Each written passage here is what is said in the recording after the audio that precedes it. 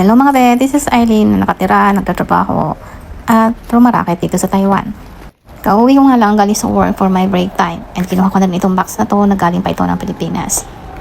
Bukod nga sa pagtitinda ng gold ay naisipan ko magbenta ulit ng perfumes. Matagal ako nagbebenta nito simula pa noong 2016 na nag-finish contract ako as OFW dito sa Taiwan. Ito na yung naging racket ko.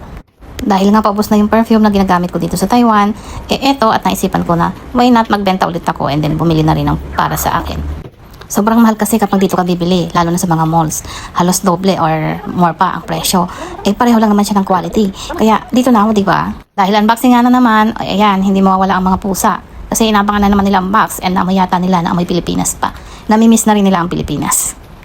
Hindi pwede ipadala sa mga padalahan ang mga perfumes kasi nga liquid ito at naglilig siya.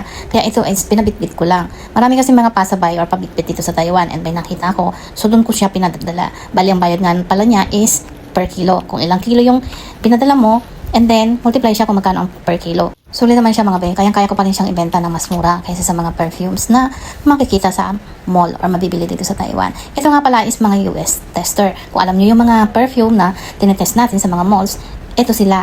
Medyo less siya ng 2% up to 5% oil. Pero long lasting pa rin siya kasi nga original naman siya. Ito na lang yung bilhin natin kaysa bibili pa tayo ng napakamahal. Dapat maging practical tayo. Kung saan naman tayo makakamura, yun na yung bilhin natin. Ayan, matatapos na ang ating unboxing. Kung kayo nasa Pilipinas or nandito kayo sa Taiwan at may mga perfumes kayo na gusto, i-PM nyo lang ako mga be.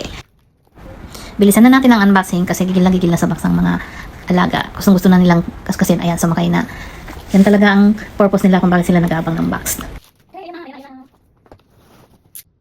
This is our video for today. Thank you for watching.